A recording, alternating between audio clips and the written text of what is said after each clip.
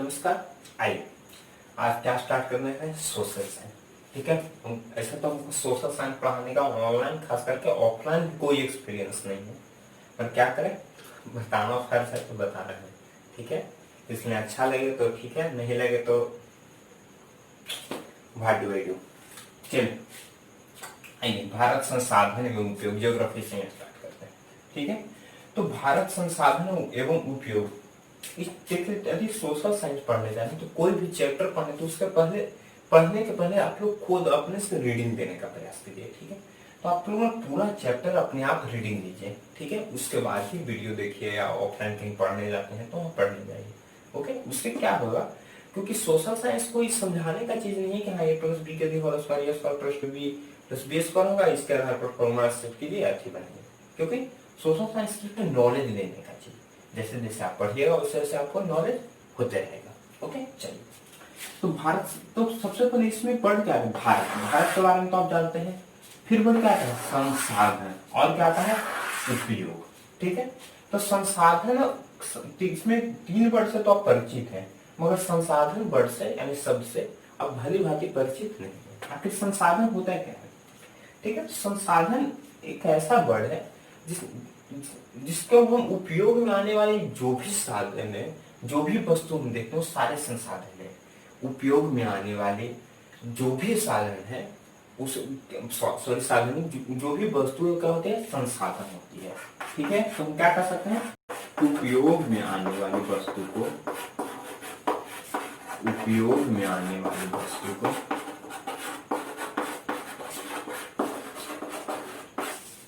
संसाधन करते हैं।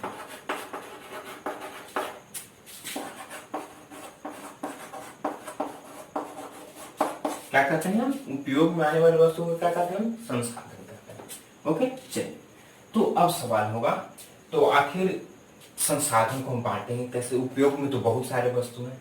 ठीक है, तो इसको बांटने के लिए 3-4 तर्क दिया है ज्योग्राफी वालों ने कि उसके आधार पर हम संसाधन। अब आते हैं किस पे पर, संसाधनों का वर्गीकरण। संसाधनों को कैसे बांटते हैं।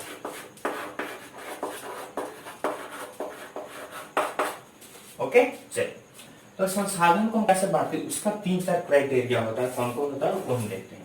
सबसे पहले कहा उसका पैदाइशी कैसा हो, मतलब वो संसाधन जो पैदा होने के आधार पर कैसे होगा। ठीक है, तो पैदा होने के आधार पर क्या होता है, वो जैव होता है और अजैव होता है। ठीक है, यानी ठेठ भाषा में कहें तो सजीव और निर्जीव। ठीक है, सजीव किस में आएंगे, जैव में, और अजैव में क्या आएंगे, निर्जीव आ जाएंगे। ओके, ये समझने का दृष्टिकोण है। तो जैसे जैव में क्या आ जाएगा, मनुष्य, जानवर, पेड़ पौधे चलेंगे इसमें। ठीक है, इसमें क्या हो जाएगा, खनिज,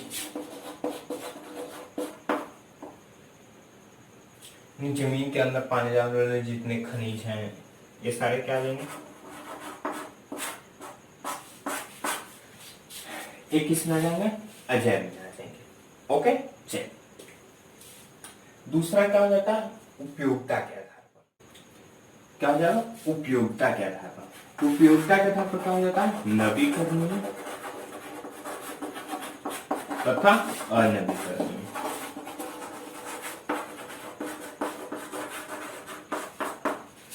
तो नवीकरणीय उसे हम कहेंगे कि जिसका हम यूज करते जा रहे हैं मगर वो खत्म नहीं हो रहा है, और क्या है, उसका पुनः उत्पादन संभव है। ठीक है, उसका क्या है, पुनः रिसाइकल वो उसका संभव है। तो पुनः किसका रिसाइकल संभव है, हवा का, सूर्य का प्रकाश, पानी। ठीक है, ये सब किसमें आते हैं, नवीकरणीय में आते हैं। ठीक है, नवी मतलब क्या होता है, नया, और करणीय मतलब कर्म, मतलब जिसको हम नया करते जाते हैं उसे हम क्या कहेंगे, नवीकरणीय। ठीक है, और अनवीकरणीय किसे, जैसे हम उपयोग करते जाएं वो खत्म होते जाएगा।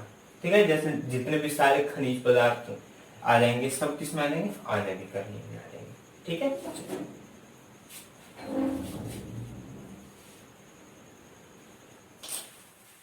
किसका आता है? स्वामित्व के आधार पर। स्वामित्व मैंने मालिकाना हक के आधार पर।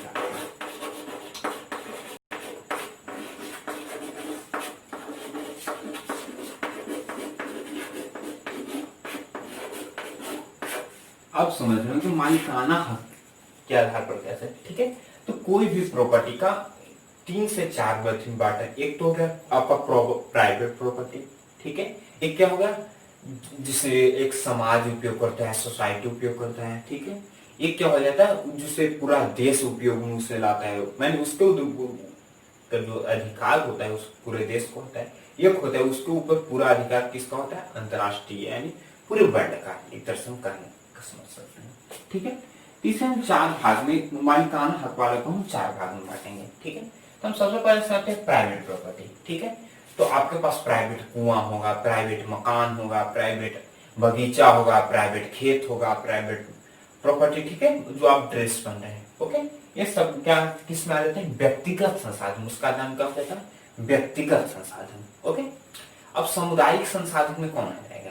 सामुदायिक संसाधन जिसे सोसाइटी को लोग उपयोग करते हैं, जैसे तालाब हो गया, कोई एक सामुदायिक बगीचा हो गया, जिसे हम हाई स्कूल का गार्डन कहते हैं, ये सारे सामुदायिक बगीचे में आ जाते हैं, ओके।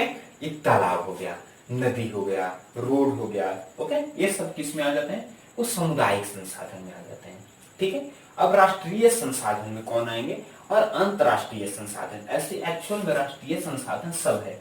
जो हमारा जमीन है वो भी एक राष्ट्रीय संसाधन है, जिसका हम लोग टैक्स देते हैं, जिसका नाम मालगुजारी टैक्स होता है। शहर में यदि आप मकान लिए हुए हैं तो आप मकान सही आप मानते हैं को प्राइवेट प्रॉपर्टी, मगर वो गवर्नमेंट का प्रॉपर्टी भी होता है, यानी क्या हुआ? ये राष्ट्रीय संसाधन भी होते हैं, क्योंकि उसका हमें भू कर देते हैं, नगर निगम टैक्स करते हैं, ओके। अब जमीन के नीचे भी जो पानी है उसका उपयोग करते हैं पीने के लिए, जिसके लिए उसका भी हमें टैक्स देना पड़ता है, ओके, क्योंकि वो भी एक प्राइवेट प्रॉपर्टी जरूर है, मगर वह एक नेशनल प्रॉपर्टी भी है, ठीक है। ये थोड़ा सा थीम बैरियर है प्राइवेट प्रॉपर्टी और नेशनल प्रॉपर्टी के बीच में, आप लोग इसे व्यवहारिक रूप से समझ सकते हैं, ठीक है। चलिए अब आ जाते हैं अंतरराष्ट्रीय प्रॉपर्टी के ऊपर। अंतरराष्ट्रीय प्रॉपर्टी क्या होता है? अंतरराष्ट्रीय प्रॉपर्टी जो आप जितने भी समुद्र के जो प्रॉपर्टी होते हैं वो अंतरराष्ट्रीय प्रॉपर्टी होते हैं। मतलब क्या कि जो अब ये देखते हैं राष्ट्रीय संसाधन और अंतरराष्ट्रीय संसाधन, इन दोनों के बीच थोड़ा बहुत जो डिफरेंस है, इससे कुछ कुछ ऑब्जेक्टिव क्वेश्चन भी बनते हैं, उसका हम समझने का प्रयास करते हैं, ओके। चलिए मान लीजिए कि ये इंडिया का हुआ, ठीक है, ये इंडिया का समुद्री रेखा हुआ, ठीक है, किसी भी स्टेट का आप मान सकते हैं, ठीक है। ये इंडिया का समुद्री रेखा हुआ, ओके। और यहाँ पर क्या है? पाकिस्तान का समुद्री रेखा हुआ, ओके। चलिए तो इंडिया का जो समुद्री रेखा हुआ यहां से लेकर के यहां तक की दूरी समुद्री दूरी होगी, ठीक है। तो अब यहां पर समझना है कि यहां से यहां तक इंडिया की प्रॉपर्टी कहां तक होगी, यहां से यहां तक पाकिस्तान की प्रॉपर्टी कहां तक होगी, ठीक है। यही जो थिन लाइन है यही हमें समझना है, ठीक है। तो यहां से यहां तक एक 12 समुद्री मील बोल देते हैं, क्या? 12 समुद्री मील, जिसे नौकटी मील कहा जाता है, नौकटी मील, ओके। उच्चारण से आप लोग को नहीं पता चल रहा है, इसका हिंदी में समुद्री मील होता है, ओके। और एक समुद्री मील बराबर 1.852 मीटर समथिंग, सॉरी किलोमीटर होता है, ओके। मतलब क्या 1852 मीटर होता है एक समुद्री मील बराबर, ओके। तो 12 समुद्री मील बराबर लगभग 22.2 किलोमीटर या 22 किलोमीटर ही क्या होता है? दूरी होता है, ठीक है। तो मतलब क्या करें कि इंडिया का जो समुद्री सीमा हुआ वहां से लेकर के 22 किलोमीटर की दूरी वो किसकी होगी? इंडिया की होगी, ओके। क्या इंडिया की जो समुद्री रेखा उससे जो 22 किलोमीटर की दूरी होगी क्या हो जाएगी? इंडिया को होगी, और पुनः प्रॉपर्टी है, ओके। चलिए उसमें कोई देश मतलब उसके अंदर यदि जो भी सामान है वो सारे किसकी है? इंडिया की है, ओके। और पाकिस्तान का भी वही सीमा हो जाएगा कि 12 समुद्री मील यानी 22 किलोमीटर, वो किसी भी देश, हर छोटे और बड़े देश के लिए ये सीमा है। ये नहीं है कि भारत बड़ा देश है और पाकिस्तान छोटा देश है तो पाकिस्तान के लिए अलग होगा और भारत के लिए अलग होगा, ओके। चलिए ये दोनों के लिए नहीं होगा, ठीक है। अब एक और आ जाता है एक 200 समुद्री मील, ठीक है, 200 समुद्री मील यानी 200 नॉटिकल मील की दूरी, उसे हम क्या कहते हैं, अपवर्जक क्षेत्र मतलब आर्थिक क्षेत्र कहते हैं। अब समझ रहे हैं कि यहां से यहां के बीच की दूरी ये किसकी हो जाएगी। ऐसे ये जो दूरी होती है किसके मिलते हैं, अंतरराष्ट्रीय संसाधन को उसी में रखते हैं। ये जो बीच की दूरी जो है उसे हम किस में रखते हैं, अंतरराष्ट्रीय संसाधन है, ठीक है। और जो किसी भी देश को जो अपनी सीमा से 200 किलोमीटर की दूरी, ठीक है, यानी इंडिया की 200 किलोमीटर में 200 समुद्री मील किलोमीटर यानी 200 नॉटिकल मील के बीच की दूरी को भी वो अपना देश अपना सीमा में बोलता है। मतलब सीमा में करने का मतलब कि कोई सामान का यूज तो कर सकते हैं क्या, वो 12 समुद्री मील है, मगर उसके उसके जो 200 किलोमीटर यानी 200 नॉटिकल मील यानी 200 समुद्री मील के बीच में दूरी यदि आप जाना चाहेंगे तो आपको इस गवर्नमेंट से परमिशन लेना पड़ेगा। ओके, यदि इस दायरा में आना चाहेगा यदि पाकिस्तान अपना शिप लेकर के तो उसे भारत से अनुमति लेनी पड़ेगी। ओके, और यदि इंडिया भी उसके यदि पाकिस्तान के 200 किलोमीटर यानी 200 समुद्री मील की दूरी में जाना चाहेगा तो इंडिया को भी उससे पाकिस्तान से परमिशन लेनी पड़ेगी। ओके, चलिए, तो ये हो गया राष्ट्रीय संसाधन और अंतरराष्ट्रीय संसाधन में समझने का पैटर्न। ओके, चलिए,